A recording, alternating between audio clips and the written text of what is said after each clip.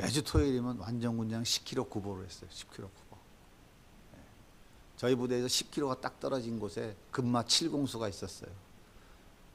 부대장이 딱 바뀌더니 그래도 최정예 하사관학교의 조교들이 공수부대원들하고 구보의 실력이 딸려야 되겠냐? 세상에. 일반 병들은 1시간 달리는데 저희는 45분.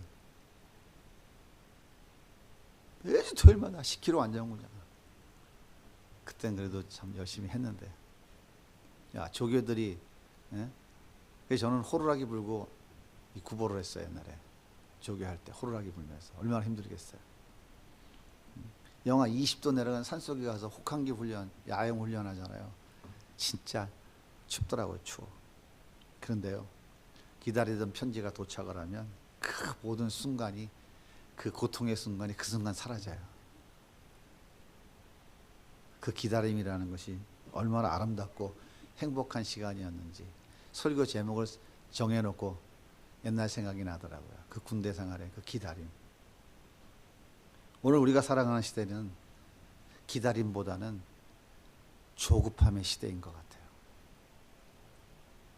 카톡을 보내면 상대가 읽었는지 안 읽었는지 바로 확인이 가능하잖아요.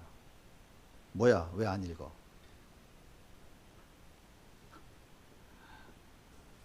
읽기 싫다는 거야? 내가 내 카톡을 씹었어? 뭐야, 읽었잖아. 근데 왜 답장을 안 해? 일씹? 저 욕하는 거 아닙니다, 이거. 젊은이들. 일씹. 읽고 씹었다 이 말이에요. 표현도 참. 쌍, 오늘로 끝이야. 순간순간, 단 1분 1초도 기다리기 어렵죠. 뭐야, 애들 데리고 스타필드 갔다고? 맞지? 대기 1시간? 뭐야, 사진 찍은 거야? 못 찍은 거야. 다른 건 안 보이고 브랜드가 왜 보여? 자랑질하는 거 아니야. 우크라이나하고 러시아하고 전쟁, 이스라엘과 하마스 전쟁, 몇 명이 죽었고 어디가 폭탄이 터졌고 지금 폭탄이 날아가고 있다는 거 실시간으로 다 보여주고 있잖아요. 이제는 빨리빨리가 아니라 더 빨리입니다. 초스피드 시대로 바뀌었어요. 현대인의 문화와 그 의식 구조 속에 기다림이라고 하는 여유는 거의 사라졌고 조급함만이 가득합니다. 조급함. 몸이 아파서 병원에 가서 검사를 했는데 아무런 이상이 없어요. 그럼 의사가 뭐라고 진단합니까? 스트레스라고 진단해요. 스트레스 받지 마세요. 스트레스의 다른 이름이 제가 볼 때는 조급함이에요. 서두름, 기다리지 못함, 여유 없음. 그래서 이 조급함, 서두름, 기다리지 못하는 그 여유가 없음, 이것은 전부 다 우울증, 조울증, 신경쇠약, 환청, 각종 질환으로 나타나는 거예요. 이 조급함이 점점 심해지면 우리의 모든 것을 잃게 됩니다. 하나님께서 아담과 하와에게 선악과 따먹지 말라고 말씀하셨어요. 너는 피조물이고 나는 창조주잖아. 내가 주인이고 너는 청지기잖아. 그것을 가르쳐 주려고 하신 건 맞아요. 하지만 그것이 전부가 아니에요. 하나님이 아담과 하와에게 진짜 주고 싶으셨던 것은 뭐냐면 선악과 옆에 같이 있는 생명나무였어요. 생명나무. 하나님과 영원토록 함께 살고 싶은 그 복 주시고 싶으셨던 거예요. 그런데 아담과 하와가 기다리지 못했습니다. 기다리면 그 복을 주실 건데. 그래서 인간, 피조물들이 누릴 수 있는 최고의 복, 하나님과 영원토록 함께 살 수 있는 그 영원한 복을 잃어버리고 만 거예요. 그래서 지금 고생하잖아요. 그래서 인간들은요, 그 아담의 허리에서 나온 인간들은 전부 다 이 조급함들이 쩔어 있어요. 왜 조급할까요? 왜 기다리지 못할까요? 저 인간이 좋을까? 이 인간이 좋을까? 어느 놈을 선택해야 나한테 더 이익이 될까? 이게 좋을까? 저게 좋을까?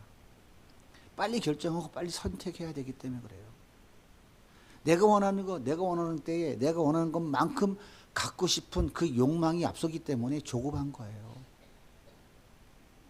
하나님이 하나님 때에 하나님 원하시는 것을 하나님 가장 좋은 것으로 주실 것인데 기다리면 되는데 기다리지를 못하는 거예요. 왜 그럴까요? 전부 자기가 중심이 되기 때문에 그런 거예요. 예수님이 포승줄에 묶여서 끌려 나올 때 저 멀리 베드로의 목소리가 들렸어요. 나는 저 이단의 괴수를 모른다니까요. 난 저 마귀 새끼 모른다고요. 왜 자꾸 그래요? 저주하며 부인하는 베드로의 목소리를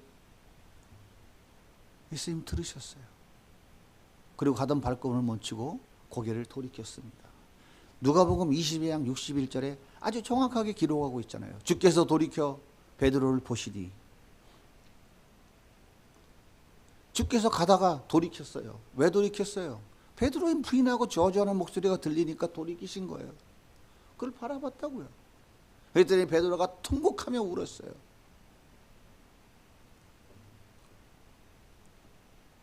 예수님의 눈에는 분노와 저주가 아니라 따뜻한 사랑이 반짝반짝 비치고 있었어요. 예수님 돌이켜보니까 베드로가 예수님 눈하고 딱 마주친 거잖아요. 베드로가 봤다고요. 예수님의 눈을 봤다고요. 그분은 저주와 분노의 눈이 아니었어요. 사랑의 눈이었어요. 베드로야 괜찮아. 난 너를 여전히 사랑하고 있어. 베드로는 예수님의 사랑의 눈빛을 보는 순간 내가 나를 3번 부인하리라고 하신 말씀이 생각난 거예요. 그렇구나. 예수님은 내가 3번 부인할 것은 이미 알고 계셨어. 예수님은 내가 맹세하고 저주하며 부인하는 목소리를 들으셨어 지금. 그런데 예수님의 눈은 여전히 나를 사랑한다고 말씀하고 있잖아. 예수님의 사랑의 눈빛을 본 베드로가 통곡하기 시작한 거예요. 그렇게 갈릴리 고향으로 돌아온 베드로는 6명의 제자들과 함께 물고기 잡으러 나갔습니다. 그 시간 예수님은 갈릴리 호숫가에 찾아오셔서 밤새 고기 잡는 제자들의 모습을 여전히 사랑의 눈으로 바라보고 계셨어요. 그런데 제자들은 그날 밤 한 마리도 잡지 못했습니다. 야, 어떻게 이럴 수가 있어? 어떻게 한 마리도 못 잡을 수가 없어? 정말 오늘 더럽게 재수가 없는 날이네. 투덜투덜 거리면서 그물을 씻고 있었어요. 이때 예수님께서 다가오셨습니다.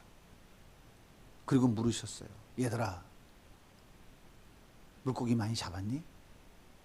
그 목소리는 분노와 저주, 미움과 다툼, 질투의 목소리가 아니라 여전히 사랑의 목소리였어요. 파이디언. 7세 이하의 어린이들을 부를 때 쓰는 단어라고 말씀드렸죠. 베드로가 나이가 어립니까? 제자들이 날이 어려요. 그걸 뭘 얘기하는 거예요? 예수님이 최고의 사랑의 표현을 지금 하고 계신 거예요. 제자들은 예수님인 줄 상상도 못했어요. 지나가는 사람이 인사치레로 묻는 줄 알고 없어요 라고 퉁명스럽게 한 마디 내던졌습니다. 이때 예수님께서 배 오른편에 그물을 던져라. 그런 물고기 많이 잡을 거야. 예수님은 여전히 사랑의 목소리였어요. 제자들은 허탈했어요. 그냥 자포자기하는 마음으로 그물을 던졌어요. 그런데 반전의 역사가 일어났습니다. 요한복음 21장 6절에 보면 이렇게 기록해요. 이에 던졌더니 물고기가 많아 그물을 들 수 없더라. 성경은 정확하게 기록하고 있어요. 큰 물고기 153마리라고. 들 수가 없다고. 찢어지지 않았다라고 얘기해요. 예수님이 말씀하셨기 때문에, 예수님이 허락해 주신 거기 때문에 들 수도 없이 그렇게 많은 물고기가 그물에 걸려들었어도 찢어지지 않는 거예요. 왜 찢어지지 않았다는 성경 표현을 왜 했을까요? 그냥 했을까요? 아니에요. 예수님이 주신 거기 때문에 물고기들이 그물을 아무리 많이 걸려도 찢고 도망 못 간다 그 말이에요. 주님이 주시는 것은 아무리 많아도 누가 뺏어가지도 못하고 찢어져서 없어지지도 않는다라고 하는 것을 주님께서 지금 표현하고 계신 거예요. 그 모습을 본 베드로가 형님 예수님이에요 예수님. 요한의 숨가쁜 소리가 들려오자 베드로는 그 순간 휙 지나간 시간이 떠올랐어요. 휙 떠나갔어요. 그래 3년 전 바로 이 자리에서 내가 밤새 허탕쳤잖아. 예수님께서 깊은 곳에 가서 그물을 던져라 할 때 내가 웃었잖아. 장난치냐? 승질냈었잖아. 그런데 그냥 미친 척하고 그물 던졌더니 물고기를 엄청 많이 잡았잖아. 그때 나는 예수님이 누군지도 몰랐었어. 그런데 예수님이 그냥 함께 계시니까 그런 놀라운 일이 벌어졌잖아. 그런데 내가 예수님을 알면서도 모른다고 저주하며 도망쳤잖아. 그리고 여기까지 왔잖아. 그런데 예수님이 찾아오셔서 함께 해주시니까 3년 전에 벌어졌던 그 동일한 사건이 지금 벌어지고 있네. 아, 예수님이 함께 하시니까 이런 일이 벌어지는 것이었구나. 내가 혼자 각자 도생할 수 있다고, 내 힘으로 얼마든지 살 수 있다고 내가 금을 던질 때는 한 마리도 잡지 못했는데 3년 전과 똑같았는데 오늘 예수님이 함께 계시니까 이런 일이 벌어지는구나. 그물이 찢어질 정도로 많이 잡혀도 그물은 안 찢어지는구나. 베드로는 깨달았어요.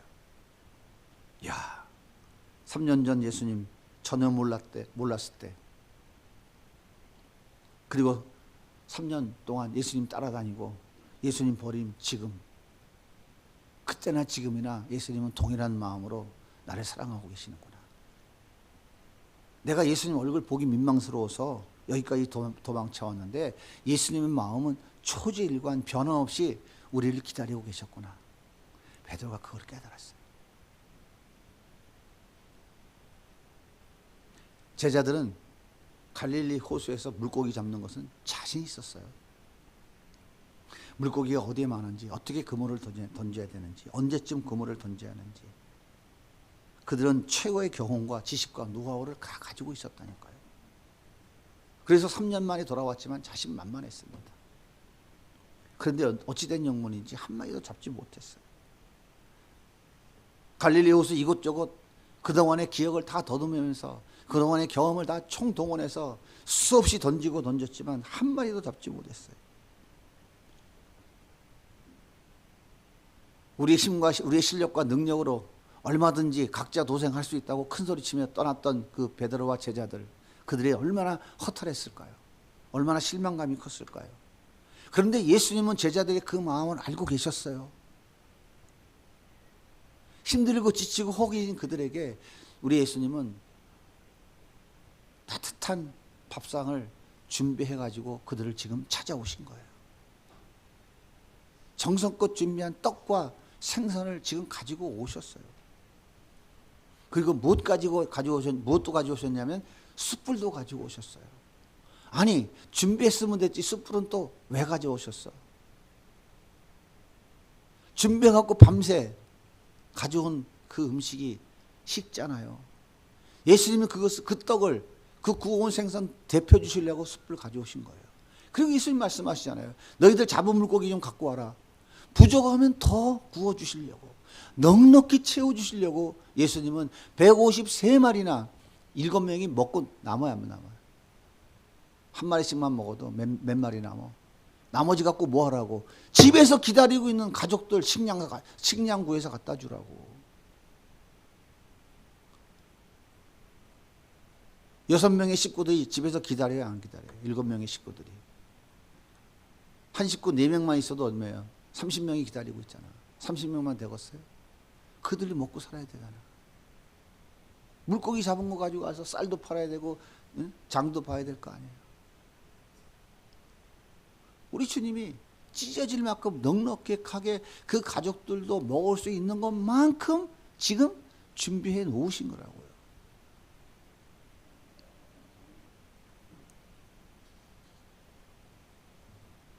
그리고 제자들에게 얘들아 밥 먹자 하고 부르시는 거예요. 제자들은 예수님인 줄 알았어요. 근데 아무도 입도 뻥끗 못하고 있어요. 오늘 말씀 12절 같이 한번 읽어볼게요. 시작. 예수께서 이르시되 와서 조반 먹으라 하시니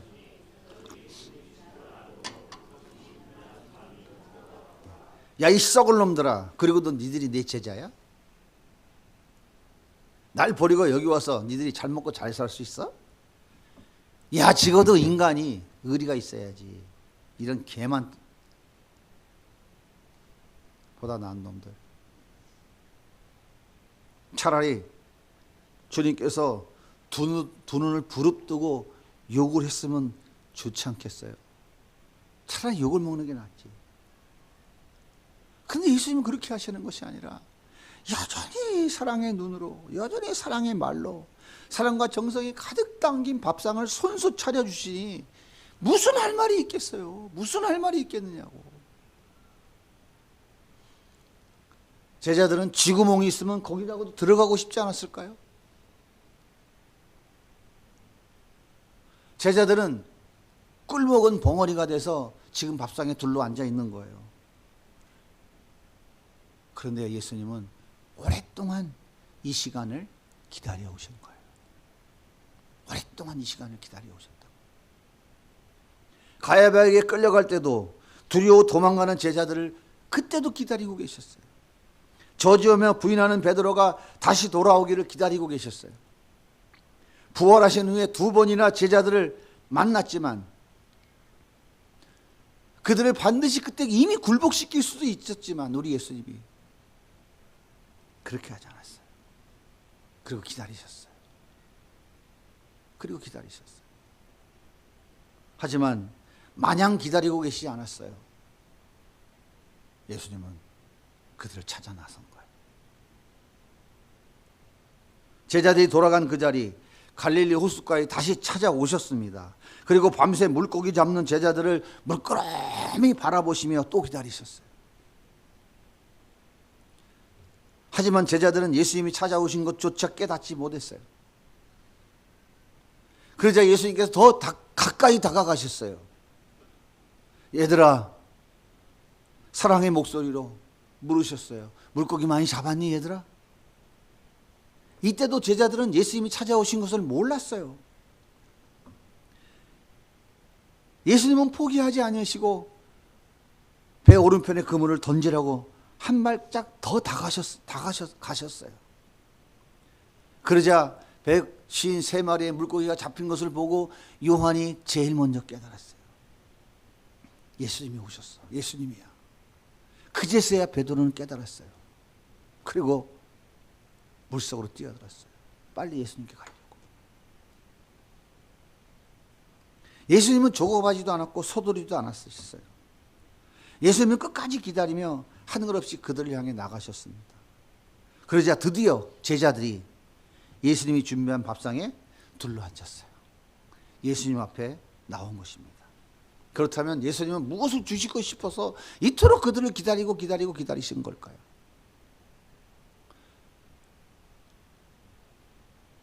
무엇을 주시려고 따뜻한 사랑의 눈으로, 따뜻한 목소리로, 따뜻한 밥상을 준비하시고 결국은 그 밥상에 둘러 앉고야 말게 하셨을까요?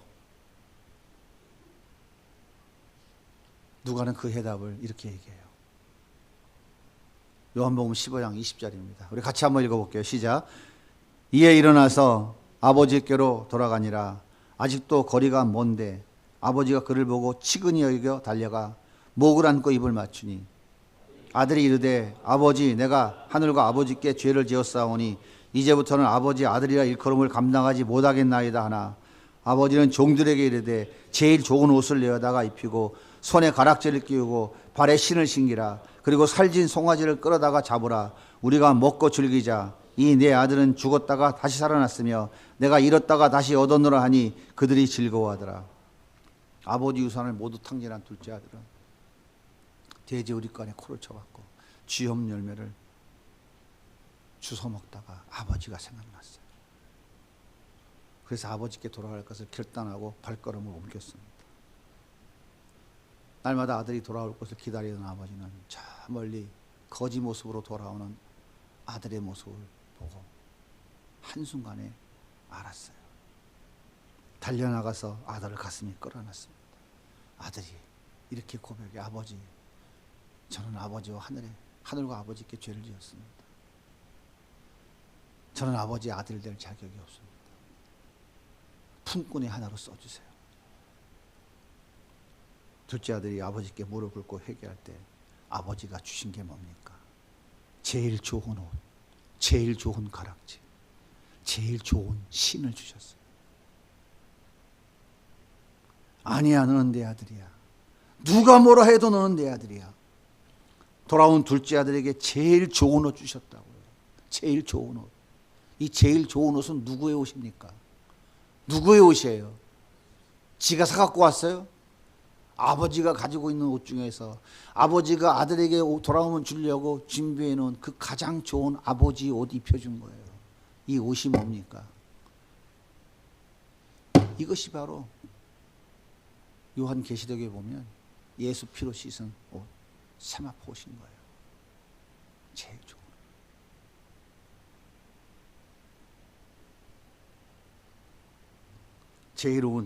제일 좋은 가락지, 제일 좋은 옷을 실을 신겨주면서 내 아들인 것을 확인해 주었어요. 그리고 동네 잔치를 열어서 모든 사람에게 확인시켜 주었습니다. 내 아들이야. 아무도 건들지 마. 아버지가 아들에게 베풀어 준 밥상에 올려진 좋은 옷, 좋은 가락지, 좋은 신, 동네 잔치가 무엇을 의미하는 거예요? 죽어야 마땅할 죄인, 영원히 용서받을 수 없는 죄인, 지옥의 심판과 저주를 받아야 할 죄인에게 너는 내 아들이라고 인정해주는 용서와 사랑의 증거인 거예요. 예수님이 제자들에게 주려고 준비한 밥상은, 사랑하는 제자들아, 나는 여전히 너희를 사랑한단다. 너희가 나를 배신하고 저주하며 맹세까지 하며 나를 부인했지만 나는 너희의 모든 죄를 이미 다 용서했단다. 너희는 내가 여전히 사랑하는 제자야. 용서와 사랑의 밥상, 회복과 은혜의 밥상인 거예요. 아버지는 돈의 힘과 능력으로 돈이 줄 수 있는 명예와 권세로 얼마든지 자기가 원하는 삶을 살 수 있다고 큰소리치면서 떠나버린 둘째 아들을 여전히 기다리고 있었어요. 여전히 기다리고 있었다. 예수님은 어부를 하고 하는 힘, 능력, 경험, 실력, 학벌, 스펙, 권력과 명예, 인맥, 스킬, 이런 것들로 얼마든지 원하는 삶을 살 수 있다고 큰소리치는 제자들을 여전히 기다리고 있었던 거예요. 각자 도생할 수 있다고 큰소리치던 그들을 여전히 기다리고 있었어요.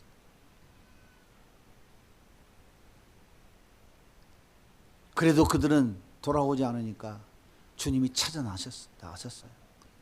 찾아가셔서 그들로 하여금 돌아오도록 만들어 주신 거예요.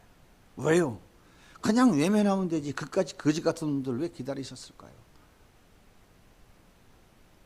유산 띄워줬으면 내 아들 아니잖아요, 이제.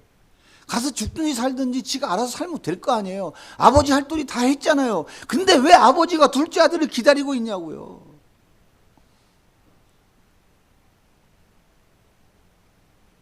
예수님은 그들을 3년 전에 사람 낳는 어부가 되게 하시겠다고 선택하셨기 때문인 거예요. 제자들이 배와 그물을 버려두고 예수님을 따라 나섰기 때문인 거예요. 그래서 기다리고 또 기다리신 거예요. 이렇게 예수님은 자기가 선택한 자들을 포기하지 않고 기다리신다는 사실이에요.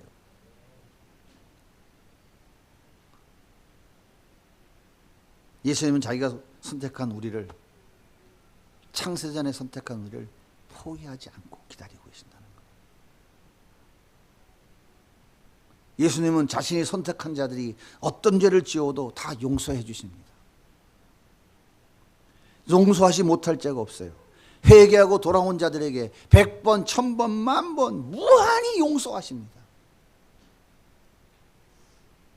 하지만 선택하지 않은 자는 용서가 없어요. 분명히 기억하세요. 절대 용서하지 않으십니다. 그들은 반드시 죗값을 물어야 돼요. 이것이 하나님의 공의예요. 하나님은 절대로 죗값을 치러야 되기 때문에 예수를 십자가에 내어주신 거예요. 하나님은 자기를 선택한 자들은 예수를 통해서 그 죄를 용서해 주시고 공의를 세우시는 거예요. 그러나 선택하지 않은 자들은 반드시 그 공의로 죽어야 돼요. 영원한 심판과 저주를 받아야 돼요. 그래서 자기 택한 자녀들에게 줄 밥상을 준비하고 기다리고 계신 거예요. 그렇다면 예수님이 우리에게 주시려고 준비한 밥상이 결론적으로 뭡니까? 그리 바로 십자가예요.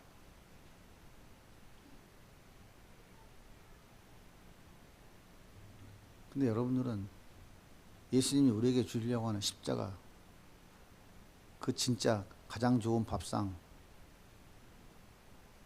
우리에게 내밀어 놓으시는 생선과 떡, 그것이 의미하는 십자가, 그거 별로 안 좋아하시잖아요. 좋아하세요? 그거 말고 거기 뭘 담아주시기로 하세요?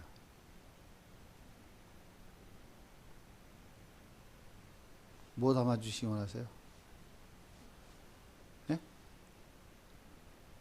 삼성 SK 좋은 댁이요? 부자 되는 거?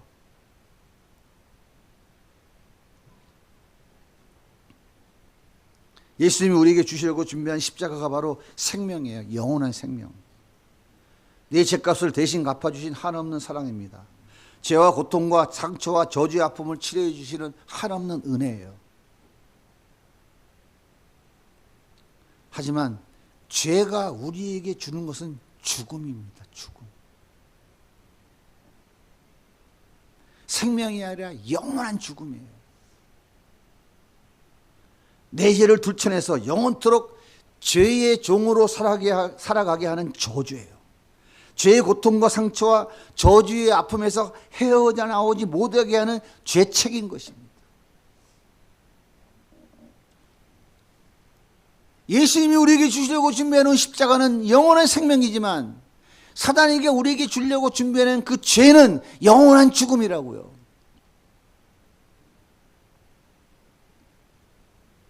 예수님이 주시려고 준비한 밥상에는 영원한 생명만 있는 것이 아니라 이 땅에서 풍성한 삶을 나누며 누릴 수 있는 복도 담겨져 있어요. 그것은 따라오는 거예요. 따라오는 거라고. 예수님이 우리에게 주시려고 준비하는 밥상이 내가 원하는 금은보화, 만사형통, 부귀영화, 무병장수라고 추구하는 사람들은 예수를 다 버리게 돼 있어요. 진짜 예수님을 만난 사람들은 그것보다 더 소중한 주님이 나에게 주려고 준비해 놓으신 밥상 후에는 영생이 있다는 것, 영원한 하나님의 나라 천국이 있다는 것, 그것을 아는 사람인 거예요.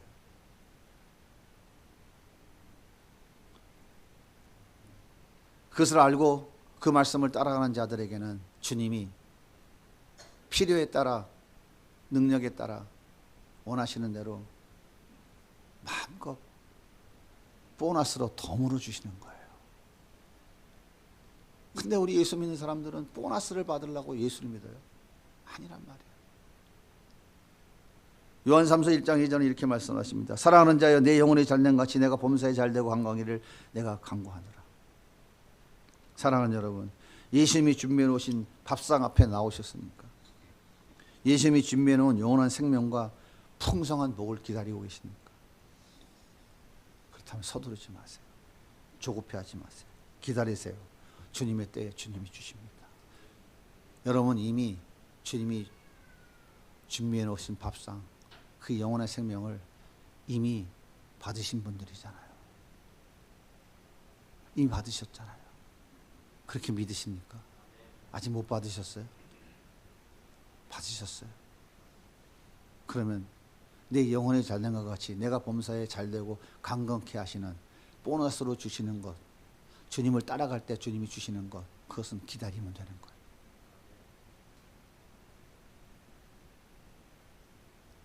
남편이 너무 힘들게 하십니까? 조급하지 말고 기다리세요. 서두르지 마세요. 사방의 문이 열리지 않습니까? 조급해하지 말고 기다리세요. 결혼의 문이 열리지 않았어요. 진리의 문이 열리지 않습니까? 내가 원하는 게 이루어지지 않아요. 조급하지 말고 기다리세요. 주님이 다 준비해 놓고 계시다고요. 기다리지 못하면, 서두르면, 조급하면 예수님처럼, 제자들처럼 예수님 저주하고 부인하며 떠나가게 된다니까요.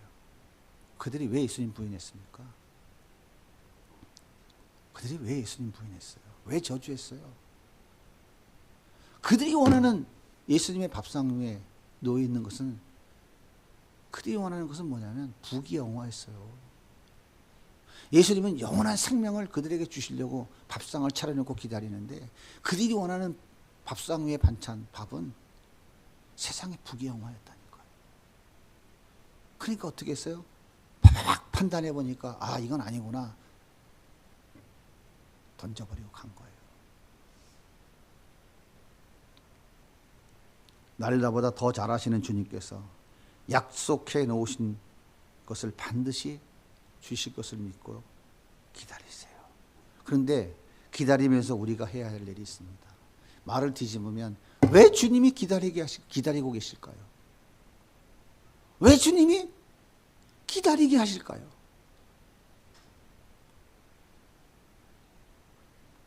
그냥 딱 주면 좋지. 그럼 오케이 땡큐 하면 끝날 거 아니에요.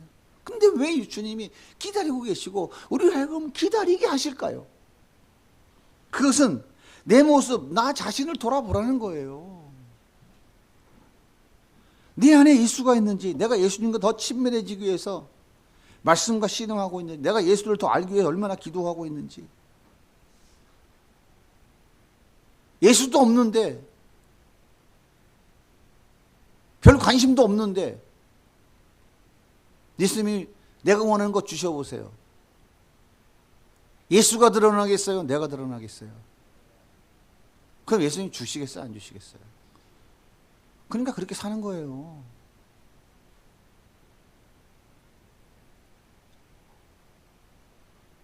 주님 주신 것이 내 사명인 줄로 믿고 그 사명 감당할 수 있는지 나를 돌아봐야 된다고요. 주님 주신 것이 주님의 영광을 드러내는 도구로 쓰임받아야 되는지, 아니면 내 영광을 드러내기 위해서 내가 지금 하고 있는 것인지 자신을 돌아보라는 거예요. 주님이 주신 것이 다음 세대를 섬기라고 주신 것인 줄로 믿고 순종할 수 있는지 자신을 돌아보라는 거예요. 그래서 하나님께서 기다리게 하시는 거예요. 10년쯤 시작한 지 10년 됐으면 뭔가 지금 크게 눈에 보이는 거 있어야 될 거 아니에요. 주님, 그렇게 따지고 싶죠? 근데 10년 왔는데 요만큼이야. 아시겠어요? 10년 왔는데 요만큼이라고요. 이거를 알아야 돼, 이거를. 그게 우리 존재인 거예요. 그럼 우리는 어떤 존재예요? 베드로보다, 제자들보다 더 후진 존재인 거예요.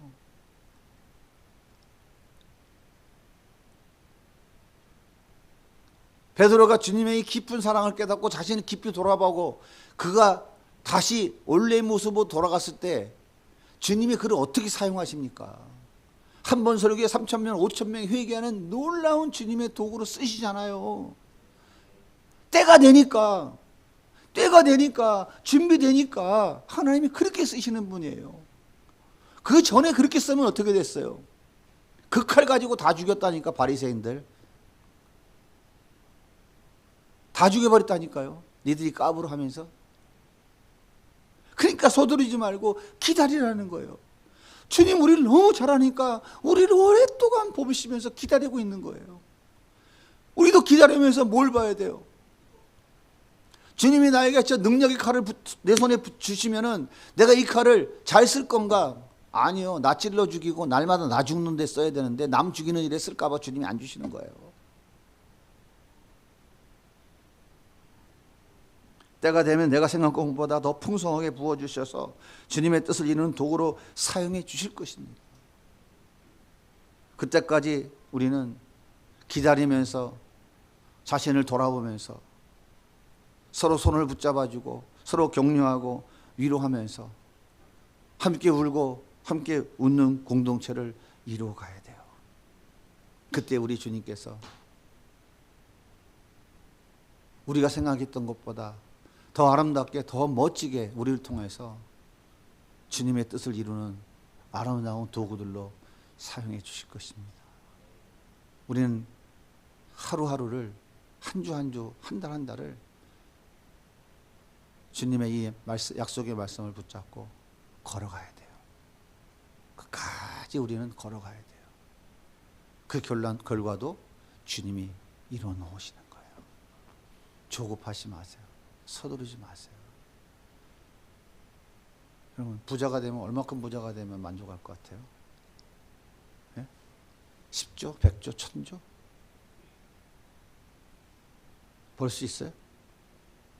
한번 생각해 보세요. 벌 수 있을 것 같아요? 그럼 얼마면 될 것 같아요? 얼마면? 한 10억? 될 것 같아요? 유 목사님 뭐 월급 타가지고 두 부부가 열심히 모아서 10억 모으려면 몇 년 동안 먹지 말고 살아야 돼? 한번 얘기해봐요. 예? 돼요, 안 돼요? 모으기 전에 죽는다니까. 안 되는 거잖아요. 근데 안 되는데 되는 거라고 착각하고 살아가니까 못 기다리는 거예요. 주님, 내가 주님 믿었는데, 주님 내 집에 오셨는데, 내가 맨날 열심히 잘 대접하는데, 주님 나한테 뭔가 좀 해주는 게 있어야 될 거 아니에요. 10년 됐는데 뭐 주는 게 아무것도 없어. 짜증나네. 나 손해 한번 봤어. 더 이상 당신 필요 없어, 이제. 저쪽 구석방에 있든지 가든지 마음대로 해.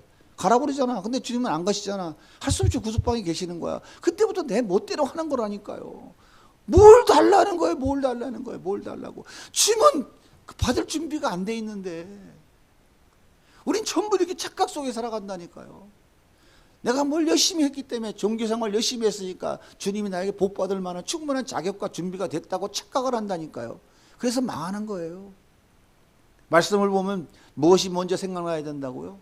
말씀을 듣고 말씀을 읽을 때마다 내가 얼마나 죄인인가 자신의 죄인됨이 깨닫고 고백되어져야 되는 거예요. 말씀 읽고 묵상할 때마다 나는 복 받을 만한 자격이 있어. 잘못 가도 한참 잘못 가고 있는 거예요. 서두르지 마시고 늘 자신을 돌아보십시오. 주님, 난 정말 부족합니다. 난 정말 연약합니다. 주님이 은혜가 아니면 난 정말 오늘 하루도 나는 감당 못할 부족한 존재입니다. 주님 뜻대로 하시옵소서. 어차피 내가 계산을 해봐도 10년, 20년을 몰아도 10억 벌기는 틀렸는데 어차피 그냥 주신 은혜에 감사하면서 그냥 주님 기대하며 살겠습니다. 그게 더 행복한 거 아니에요? 바보같이 살지 말고 예수님과 함께 지혜롭게 사시자고요. 높아지면 얼마나 높아지겠어요. 생각해봐요. 솔직히 말해서. 예? 부자가 되면 얼마나 부자가 되겠냐고요. 여러분에게 제가 좌절감을 주고 허탈감을 주고 어떤 포기하라고 하는 게 아니에요.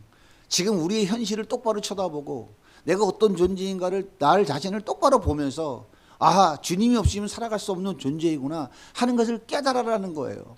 그래서 그분을 붙잡으라는 거예요. 그러면 그분은 전능하신 분이기 때문에 불가능이 없는 분이기 때문에 한 번 설교에 5,000명이 3,000명이 회개하고 돌아오는 역사를 나타내는 도구로 쓰신다는 거예요. 우리를.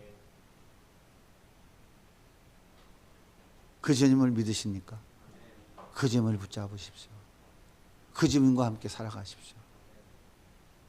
그 주님이 우리에게 얼마나 복되고 좋은 분인지를 날마다 간증하며 그 이름을 높이며 살아가는 우리 성도들 되기를 예수님의 이름으로 축복합니다.